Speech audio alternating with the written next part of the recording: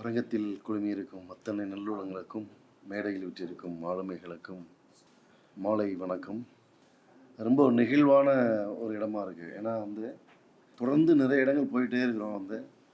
ஆனாலும் நிறைய பேர் அன்பு செலுத்திட்டே இருக்கிறாங்க. ஆனால் அந்த அன்புடைய அளவு பெருசாகிட்டே இருக்குது. இந்த அன்புக்கெல்லாம் நம்ம என்ன பண்ண போகிறோம், என்ன செய்ய போகிறோம்னு கொஞ்சம் திணறலாகவும் இருக்குது. ஒரு பொறுப்பு கூடியிருக்கு. வேடியப்பன் என்னோட நீண்ட நாள் நண்பர்.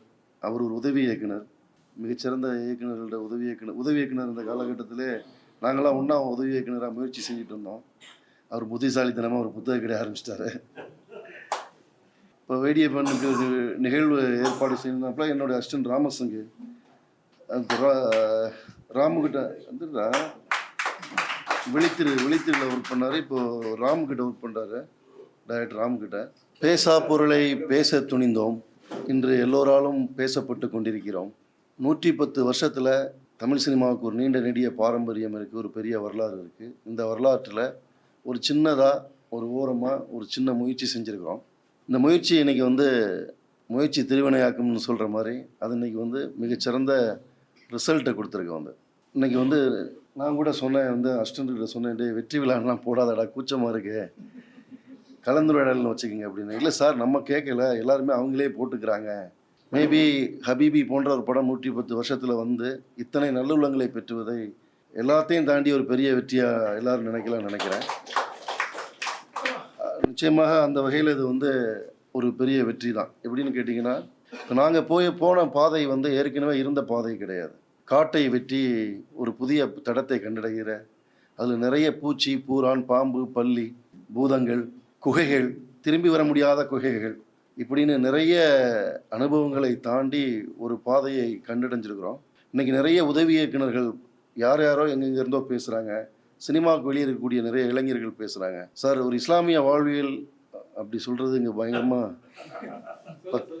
பத்துவா குரூப்புக்கு பிரச்சனையாக இருக்குன்னு நினைக்கிறேன். இருந்தாலும் அது கொஞ்சம் நேரம் பேசலாம். ஆனால் கொஞ்சம் இன்றைக்கி அதை பேசி ஆமாம் ஒரு இஸ்லாமிய சமூகத்தை சார்ந்த ஒரு குறிப்பிட்ட நிலப்பரப்பில் வாழக்கூடிய தமிழர்கள் உடைய வாழ்க்கையை நாங்கள் எனக்குமே அந்த தயக்கம் இருந்தது, நீண்ட நாளாக அந்த தயக்கம் இருந்தது.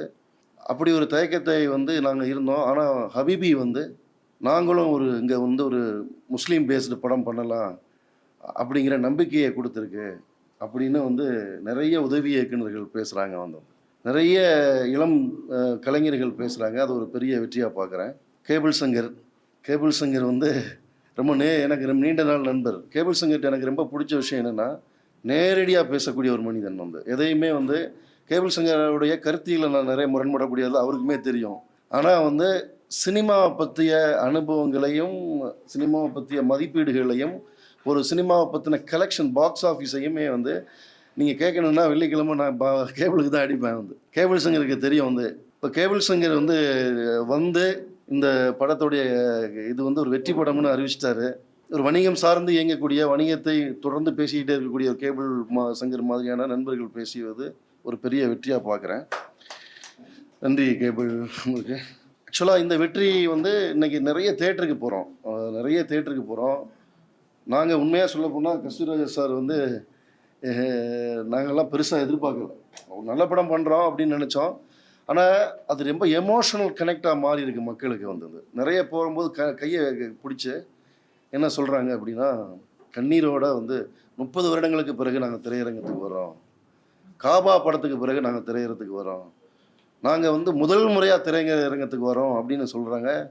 எல்லாருடைய கண்கள்லையுமே ஒரு நன்றி உணர்வு இருக்குது. அந்த நன்றி உணர்வு என்னென்னா, எங்களுடைய வாழ்க்கையை நாங்கள் திரையில் பார்த்துட்டோம், வேறொன்றாக சொல்லப்பட்ட எங்களுடைய வாழ்க்கை இல்லை, எங்களுடைய வாழ்க்கை என்னங்கிறத எங்களுக்கு காட்டுறதுக்கு ஒரு படம் இருக்குது அப்படிங்கிறதுக்கான ஒரு நன்றி விஷயமாக தான் எல்லாருடைய கண்கள்லையுமே பார்க்குறேன்.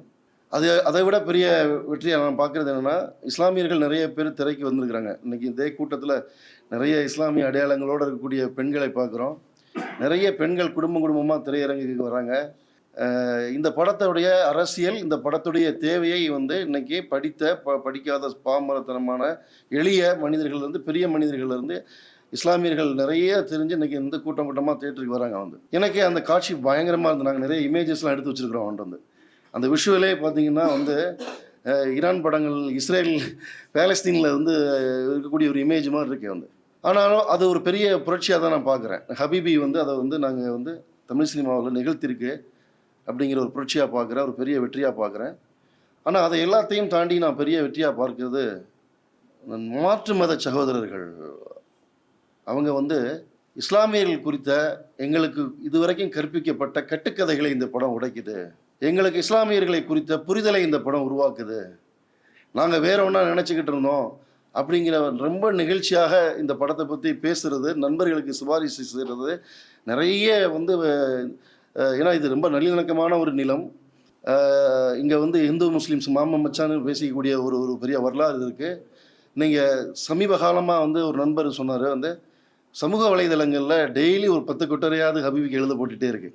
அது எல்லாமே ரொம்ப நேர்மறையாக இருக்குது. வந்து அந்த கட்டுரைகளை எல்லாத்தையுமே வந்து ஒரு பெரிய பதிப்பகம் வந்து புத்தகமாக தொகுக்கிறதுக்கு கேட்டிருக்கிறாங்க. வந்து இப்போ இது இது இது இது எல்லாமே வந்து நாங்கள் வந்து இந்த மாற்று மத சகோதரர்கள் மத்தியில் இஸ்லாமியர்கள் குறித்த ஒரு புரிதலை இந்த படம் உருவாக்கி இருக்கிறத நான் இருக்கிறதுலே ஆகச்சிறந்த எல்லாவற்றையும் தாண்டிய ஒரு பெரிய வெற்றியாக பார்க்குறேன். ஏன்னா இந்த படம் எடுக்கப்பட்ட நோக்கம் அதுதான். வந்து எந்த நோக்கத்திற்காக இந்த படம் எடுத்தோமோ அதுதான். ஆனால் அந்த வெற்றிக்கு பின்னாடி எப்படி இருக்குன்னு கேட்டிங்கன்னா, இது எங்களுடைய வெற்றி மட்டுமல்ல, இதுக்கு பின்னாடி நிறைய பேருடைய உழைப்பும் பங்களிப்பும் இருக்குது. வந்து இன்னும் சொல்லப்போனால் வந்து அதை பற்றி சொன்னால் ஒரு நாள் முழுக்க பத்தாது. அவ்வளோ பேருடைய உழைப்பு இருக்குது. அவங்க எல்லாருக்கும் இந்த நேரத்தில் நான் வந்து மனதார என்னோட மனசின் அடியாளத்திலிருந்து நான் நன்றியை சொல்லிக்கிறேன். குறிப்பாக வந்து படம் பார்த்துட்டு நிறைய இயக்குநர்கள் நண்பர்கள் சீனியர் டைரக்டர்ஸ் எல்லாருமே கேட்டாங்க, எப்படி இவ்வளோ ரியல் லொக்கேஷன்ஸ்குள்ளே கபர்ஸ்தானம், அதாவது அடக்கஸ்தலம், பள்ளிவாசல், தொழுகை எல்லாமே ரியல். அதாவது நீங்கள் அந்த கதையில் வந்து கேரளா போகிற அந்த ட்ரிப்பில் பீமாபள்ளி காட்டியிருப்போம். அந்த பீமாபள்ளி தர்காலாம் பார்த்தீங்கன்னா மம்முட்டி மோகன்லாலுக்கே அவங்க வந்து லொக்கேஷன் பர்மிஷன் தரல அவங்க. ஸோ கேமராவை நாங்கள் உள்ள வரைக்கும் எடுத்துகிட்டு போனது அந்த பீமாபள்ளியோட ஹிஸ்ட்ரியிலே நாங்கள் தான் ஃபஸ்ட் டைம் வந்தோம்.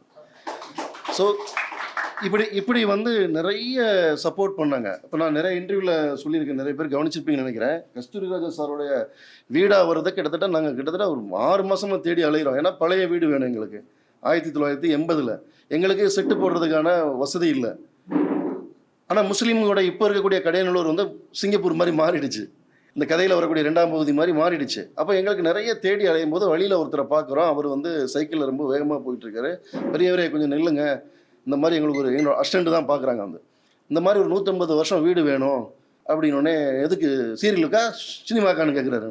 இல்லைங்க சினிமாவுக்கு தானே. சரி வாங்க கூட்டு போகிறவர் அவர் தன்னை பற்றி அறிமுகப்படுத்திக்கிறாரு. நான் வந்து ஒரு கோவிலில் பூசாரியாக இருக்கிறேன், இப்போ முடிச்சுட்டு வந்துட்டு இருக்கிறேன். இப்போ நமக்கு இவங்களுக்கு என்னென்னா தயக்கம் என்னென்னா எப்படி அவங்கக்கிட்ட சொல்கிறது அப்படின்னு. ஆனால் அவர்கிட்ட சொல்கிறாங்க வந்து இந்த மாதிரி ஒரு இஸ்லாமிய பின்புலம் இருக்கக்கூடிய படம் தான் பண்ணணும்னு. அவர் எதையுமே ரியாக்ட் பண்ணவே இல்லை. சரி வாங்க அப்படின்னு ஒரு அக்ரஹாரத்தை கூப்பிட்டு போகிறாரு. நமக்கு என்னென்னா அடிவயிறில் வந்து ஒரு சின்னதாக ஒரு பந்து உருளுது, வந்து அக்ரஹாரத்தில் முஸ்லீம் வீடு எப்படி தருவாங்க அப்படின்னு. இப்போ அந்த வீடை பார்த்தா எங்களுக்கு அச்சஸ்லாம் வந்து நாங்கள் எழுதும்போது இருந்த கதையில் இருந்தபோது அந்த மாதிரி ஒரு வீடு தான் வந்து. ஸோ அந்த வீட்டை பார்த்த உடனே வந்து சரி இது செட்டு போட்டால் கூட இப்படி வீடு கிடைக்காதுன்னு நாங்கள் என்ன பண்ணுறோம், அந்த ஓனரை சந்திக்கிறோம். அப்போ அந்த ஓனர் வந்து அவர் ரொம்ப நேரமாக கதையை கேட்டார். கதையை கேட்டுட்டு ஒரு 5லேருந்து ஒரு 10 நிமிஷம் வரைக்கும் ரொம்ப டீப்பாக திங்க் பண்ணார். மறுக்க போகிறாருன்னு பார்த்தா அவர் எனக்கும் நிறைய முஸ்லீம் ஃப்ரெண்ட்ஸுங்க இருக்காங்க அப்படின்னு அந்த ஊரில் இருக்கக்கூடிய சில ஃப்ரெண்ட்ஸுங்களாம் அவர் சொல்கிறாரு. வந்துட்டு சொல்லிவிட்டு வந்து இப்படி ஒரு படம் தமிழ் சினிமாவில் வரவே இல்லைல்ல, என்னுடைய வீட்டை நான் உங்களுக்கு தர்றேன், நீங்கள் ஷூட் பண்ணிக்கிங்க அப்படின்னாரு. வந்துட்டு அந்த வீட்டில் காக்குழி வந்து 3 அடி குழி தோண்டி நாங்கள் அதை செட் பண்ணோம். அது வந்து ரியலான தறி பாவு எதுவுமே ரியலாக எதுவுமே இல்லை. ஸோ அந்த ஆய்க்கூடிய அக்ரஹாரம் தான் அந்த நாங்கள் கூட முதல்ல 2 நாள் பயந்து ஷூட் பண்ணோம். அப்புறமா பார்த்தா பக்கத்து வீட்டுக்காரங்க புடவை தர்றது, டீ குணம் தர்றது, எங்கள் ஹீரோயின்ஸுக்கு நடிகர்களுக்கு வந்து உடை மாற்றுறதுக்கு இப்படின்னு எல்லாமே இந்த அக்ரஹாரமே இந்த படத்துக்கு நிறைய ஹெல்ப் பண்ணாங்க. வந்து அதை சுற்றி இருக்கக்கூடிய தென்காசி, சொக்கம்பட்டி, இப்படி கேமரா போகாத குறிப்பாக கடையநல்லூர். இந்த கடையநல்லூரை பொறுத்த வரைக்கும் நாங்கள் ஒரு ட்ரோனை மேலே ஏற்றிட்டு எனக்கு பார்க்கும்போது எனக்கே கொஞ்சம் பிரமிப்பாக இருந்தது. என்னது எனக்கு எங்கே ஈரானில் இருக்கிற மாதிரி இருக்குது அப்படின்னு வந்துட்டு வந்து. அந்த கடையநல்லூர் வந்து அவ்வளோ அழகான ஒரு ஊர். அந்த கடையநல்லூரில் வந்து அந்த மக்கள் வந்து அந்த பள்ளிவாசலில் ஷூட் பண்ணுறதுக்கு, ஏன்னா இன்றைக்கி ஆக்சுவலி என்னன்னா இந்த படம் வந்து காலம் முடிவு செஞ்ச படம். இது வந்து நாங்கள் முடிவு செய்யலை. வந்து இன்றைக்கி வந்து இஸ்லாமியர்கள் வந்து அரசியல் அழுத்தங்களாலும் வேறு சில உளவிகளாலும் இருக்கக்கூடிய ஒரு காலகட்டத்தில் இந்த காலம் இந்த இந்த இந்த இறைவன் இப்படி ஒரு படைப்பை வந்து உருவாக்குறாங்க. அதுக்கு ஒரு கருவியாக மீரா கதிரவனை தேர்வு செய்கிறாங்க. ஸோ நாங்கள் எல்லாம் ஒரு கருவியாக தான் அந்த படத்தில் இருக்கிறோம். அந்த மக்கள் வந்து அபரிதமான ஒரு சப்போர்ட் பண்ணாங்க. அதுக்கு குறிப்பாக வந்து இந்த கதை மொழியை பற்றி எல்லாருமே பேசுனீங்க, ரைட்டிங்கை பற்றி பேசுனீங்க. ரைட்டர் அமீன் உட்காருங்க. அவர் வந்து சமரசம் பத்திரிகையுடைய ஆசிரியர். இவர் நாங்கள்லாம் சேர்ந்து வந்து இவருடைய நெய்தல் அப்படிங்கிற ஒரு ஷார்ட் ஸ்டோரியை தான் நான் வந்து பதிவு செய்யப்படாத மனிதர்கள்ங்கிற புத்தகத்தில் வாசிக்கிறேன். வாசிக்கும் போது தான் நாங்கள் வந்து ஒரு இப்படி ஒரு படம் பண்ணலாம் அப்படின்னு தோணும் போது என்னன்னா எங்கள் 2 பேருக்குமே அதே சாட்சி இருந்திருக்கிறாங்க. எங்கள் 2 பேருக்குமே அதே சாட்சியாக இருந்திருக்கிறாங்க. ஏன்னா ஒரே பக்கத்து ஊர். என்னோடய ஊர் கடையநல்லூர் பக்கத்தில் திரிகூடபுரம் மேலே சொக்கம்பட்டின்னு சொல்லுவாங்க. எங்கள் அப்பா வந்து ஹெட் மாஸ்டர். ஆனால் எங்கள் சாச்சி எங்கள் சின்னம்மான்னு சொல்லுவோம். அவங்க சாச்சின்னு சொல்லுவாங்க, நாங்கள் சின்னம்மான்னு சொல்லுவோம். எங்கள் சின்னம்மாக்கள்லேருந்து எங்கள் குடும்பங்களில் நிறைய பேர் தரிய வாழ்க்கையில் இருந்தவங்க வந்து. ஸோ இந்த கதை வந்து இந்த இந்த நிலத்திலிருந்து நம்ம 2 பேருக்கும் ரொம்ப நெருக்கமாக இருந்ததுனால இதை நம்ம சேர்ந்து செய்யலாம் அப்படிங்கிற மாதிரி முயற்சி செய்கிறோம். ஒரே விஷயந்தான், ஒரு அழுக்கு இன்னொரு அழுக்கை துடைக்காது, ஒரு வெறுப்பு இன்னொரு வெறுப்பை துடைக்காது. ஸோ அன்பு மட்டும்தான் வெறுப்பை நிற்கக்கூடிய ஒரு விஷயம். எங்கள் இதில் நாங்கள் ரொம்ப தெளிவாக இருந்தோம். அன்பை பற்றிய படமாக நம்ம வந்து சக மனிதன் மீதான இன்றைக்கி இருக்கக்கூடிய வெறுப்பு அரசியலுக்கு நடுவில் வெறுப்பு நம்மளை சுற்றி வந்து ஒரு பெரிய இருளாக பறந்துகிட்டு இருக்கும்போது ஒரு அன்போடைய ஒரு சின்ன சுடரை நாங்கள் ஏற்றுவோம் அப்படிங்கிறதுக்காக தான் நாங்கள் முடிவு பண்ணி முன்னாடி வந்தோம். வந்து இதில் வந்து உண்மையாகவே சொல்லப்போனால் எங்களுக்கு கிடைச்ச பெரிய பிளெஸ்ஸிங் என்னன்னு கேட்டால், இப்போ நான் யாரையும் பற்றியும் குறை சொல்லலை வந்து. ஏன்னா கஸ்தூரிராஜ் சார் யாருன்னு சொல்லணும்னா சில அனுபவங்களை சொல்லணும் வந்து. ஏன்னா ஒரு சினிமாங்கிறது நான் தொடர்ந்து எல்லா இடங்களையும் சொல்லிட்டு இருக்கேன், ஒரு புயல் வீசுகிற மாதிரி. உங்களுக்குள்ளார ஒரு புயல் வீசினாவோ இல்லை நீங்கள் ஒரு புயலுக்குள்ளே நுழைஞ்சு வந்தாலோ உங்களுடைய தலைமுடியிலிருந்து, உங்களுடைய உடையிலிருந்து, உங்களுடைய உருவ அமைப்புலேருந்து எல்லாமே மாறிடும். அதுதான் ஒரு ஃபிலிம் மேக்கிங் ப்ராசஸ். அதனால் இந்த ஃபிலிம் மேக்கிங் ப்ராசஸ்க்குள்ளார உள்ள நுழைஞ்சு வர்றவங்க அதே மாதிரி வெளியே வருவாங்கன்னா ரொம்ப அபூர்வம். ஆனால் கஸ்தூரிராஜா சார் எப்படி இந்த புயலுக்குள்ளே நுழைஞ்சாரோ, சட்டை கலங்காமல், தலைமுடி கலங்காமல், எதுவுமே கலங்காமல் கஸ்தூரிராஜாவாகவே வெளியே வந்தார். ஏன்னா இந்த படம் வந்து ஒரு 5 வருடங்களாக எடுக்கப்படும் போது என் கூட யாருமே யாரெல்லாம் இருப்பாங்க அப்படின்னு நம்பினவங்கலாம் இல்லை. உங்கள் கூட நிற்கிறேன்னு வாக்குறுதி கொடுத்து வந்தவங்க கைவிட்டு போனவங்களாம் இருக்கிறாங்க. வந்து யாரையும் நான் குறையாக சொல்லலை. அப்புறம் நான் இதே கேரக்டருக்கு, யூசுஃப் கேரக்டருக்கு தமிழ் சினிமாவில் நான் சில முக்கியமான நடிகர்களெல்லாம் அப்ரோச் பண்ணேன். யாருமே நடிக்கலை. அப்போ நான் சார் அப்ரோச் பண்ணும்போது அவர் வந்து நான் நடிக்க விருப்பம் இல்லை தம்பி. அப்புறம் ஒரு டைலாக் சொன்னார், உங்களுக்கு ஞாபகம் இருக்கான்னு தெரியல சார். எனக்கு வந்து 50 கோடி ரூபாய்க்கு எங்கள் பசங்க தீவு வாங்கி தராங்க, நான் போய் உட்காந்து நான் அப்பாடான்னு உட்காந்து எழுத போகிறேன், என்னை கூட்டி போய் டார்ச்சர் பண்ணுறீங்களா அப்படின்னாரு. அப்போ நீங்கள் இந்த ஸ்கிரிப்டை படிங்க சார்ன்னு சொன்னேன். அவர் இந்த ஸ்கிரிப்டை படிச்சுட்டு, தம்பி இதை பண்ணலாம், வந்து இப்படி ஒரு படம் வரணுங்க, அதுக்கு நான் வந்து என்ன ஒத்துழைப்பு கொடுக்குறேன்னா நான் கொடுக்குறேன்னு சரி உள்ளே வந்தார். உண்மை என்னென்னா கஸ்தூரிராஜ் சார் உள்ளே வந்த உடனே தான் இது படமாகவே மதிக்கப்பட்டுச்சு. அதான் உண்மை. அதுக்கு வந்து நாங்கள் எல்லாரும் அவருக்கு வந்து நாங்கள் வந்து ரொம்ப நன்றி கடன் பட்டிருக்கோம். அப்புறம் எல்லாத்தையும் தாண்டி இந்த படத்துடைய நடிகர்கள் வந்து இந்த இதுலேயே நிறைய ரேகா மாதிரி ஆட்கள்லாம் இந்த படத்தில் நடிக்கிறதுக்காக இது. அப்புறம் மஞ்சுளா அவங்க சொன்ன மாதிரி ஜீப்பில் வந்து இறங்கலை. இந்த படத்தில் நான் பர்சனலாக நிறைய பேர் இருக்கணும்னு விரும்புகிறது சில நேரங்களில் டூரேஷனில் போயிடுது. சினிமாங்கிறதுல சில நேரங்களில் சாத்தியங்கள் இல்லாமல் போயிடுது. இப்போ எப்படின்னு கேட்டிங்கன்னா, ஒரு நாள் நாங்கள் தென்காசியில் ஆஃபீஸ் போட்டிருந்தோம். வந்து ரெகுலர் ஆஃபீஸ் கிடையாது, ஒரு வீடு எடுத்து ஒரு வாடகைக்கு எடுத்து அங்கே தென்காசியில் இருக்கும். டெய்லி என்னை பார்க்குறதுக்காக ஒருத்தர் வந்து உட்காந்துருப்பார். எப்போவுமே பரபரப்பாகவே இருக்கும். ஏன்னா லோக்கல் நடிகர்களை நிறைய பேர் செலக்ட் பண்ணோம்.